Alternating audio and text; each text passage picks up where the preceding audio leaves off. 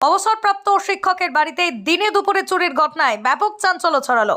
শুক্রবার ঘটনাটি ঘটেছে মানিকচক থানার মথুরাপুর গ্রাম পঞ্চায়েতের কাঁকড়িবাঁধা এলাকায়। আপনাদের জানিয়ে রাখবো আরও একবার, অবসরপ্রাপ্ত শিক্ষকের বাড়িতে দিনে দুপুরে চুরির ঘটনায় ব্যাপক চাঞ্চল্য ছড়ালো এলাকায়। শুক্রবার ঘটনাটি ঘটেছে মানিকচক থানার মথুরাপুর গ্রাম পঞ্চায়েতের কাঁকড়িবাঁধা এলাকায়।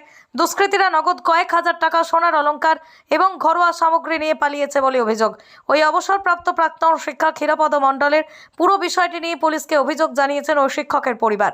পুলিশকে অভিযোগে অবসরপ্রাপ্ত শিক্ষক ক্ষীরপদ মণ্ডল জানিয়েছেন, এদিন তিনি মালদা শহরে এসেছিলেন বিশেষ কাজের জন্য। বাড়িতেও কেউ ছিল না। দুপুরে বাড়ি ফিরে দেখেন দরজার একটা অংশ ভাঙা রয়েছে, ঘরের জিনিসপত্র ওলটপালট অবস্থায় পড়ে রয়েছে। তারপরে চুরির বিষয়টি সামনে আসে।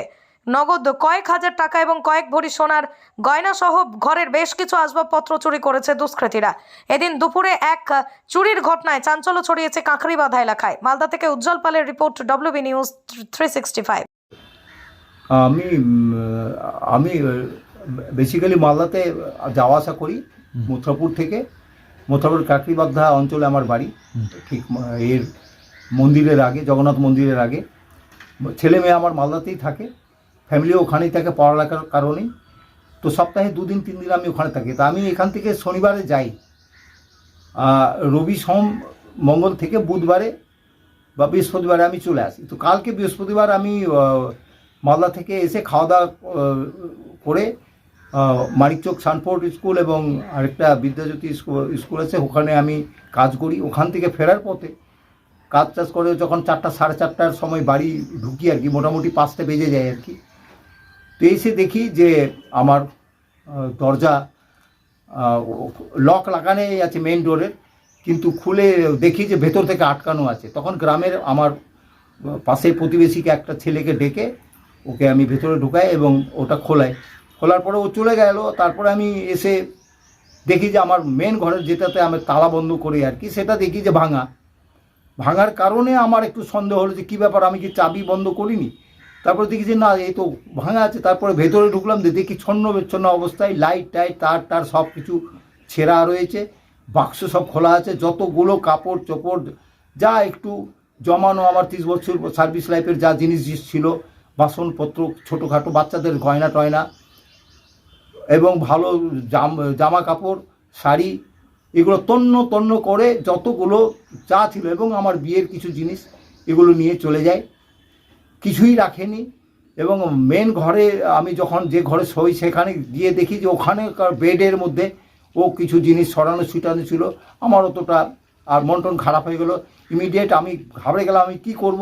পাশের কয়েকজন যে প্রতিবেশী রয়েছে, কারণ আমার ফ্যামিলিতে যারা আছে তারা কর্মরত, সবাই বাইরে থাকে, তারা কাজ ছেড়ে দৌড়ে আসবে এটাও আবার সম্ভব না।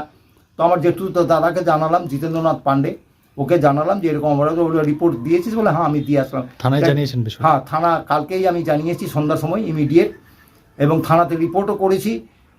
রিপোর্ট করার পরে আজকে সকালবেলা আমি রাত্রেই স্ত্রীকে বলি, সকালবেলায় স্ত্রী এবং আমার বৌদি আর কি, সম্পর্ক বৌদি, উনিও আসলেন, আমার যে বড়, আমরা জয়েন্ট থাকি। আমার উঠানটা মেন যে ভাগে আমার সকালে যেটা দেখলাম যে আমার স্ত্রী আসার পরে ওরা চেক করতে আসলো যে উপরের ঘরে এসে দেখি যে এটারও তালা বন্ধ। তালা যে ছিল ওটা তালা খোলা আছে, বন্ধ অবস্থায় যেটা ছিল সেটা ভেঙে দিয়েছে, ঘরে ঢুকেছে। এখানকার যাবতীয় সেলাই মেশিন থেকে যা বাসনপত্র কাপড় চোপড় ছিল সম্পূর্ণ। কত টাকার জিনিস চুরি হয়েছে কি বলবো? মোটামুটি আনুমানিক আমি আর কি বলবো, আমার মনে হয় এটা 2-এর উপরে যাবে, 2-3-এর উপরে যাবে। যেটা কারণ আমার তো এগুলো তো মেয়ে ছেলের সংসার, মেয়ে ছেলেরাই ভালো বলতে পারে। আমি আনুমানিক যেটা বলছি যে এটা আমার সর্বস্ব চলে গেল।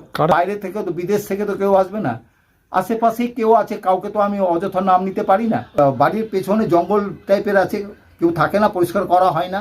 ওখানে দেখি বিড়ি সিগারেট খাওয়া আছে, খাপ পরা আছে, ওগুলো সকালে জাতীয় নেশা, যেমন বোতল একটা আছে, ওটা তো আমি চিনি না, মদের বোতল না কিছু একটা বোতল রাখা আছে, কিছু সিগারেট বা বিড়ির আছে, দেশলাইয়ের খাপ পরা আছে, অনেকগুলো কাঠি পরা আছে। একটা এগুলো করতে পারে, হতেও পারে, কোনো ঠিক নেই, কি হতে পারে, করতেও পারে, ওরাও করতে পারে। এখন রাত্রের ব্যাপার, এই 3 দিনের মধ্যে কি করেছে, কেমনভাবে করেছে, কারা করেছে, সেটা তো আমার, ওটা তদন্তের ব্যাপার। এটা আইনের মাধ্যমেই যাওয়াটা আমার মনে হয় ভালো, এবং পুলিশই তদন্ত করবে।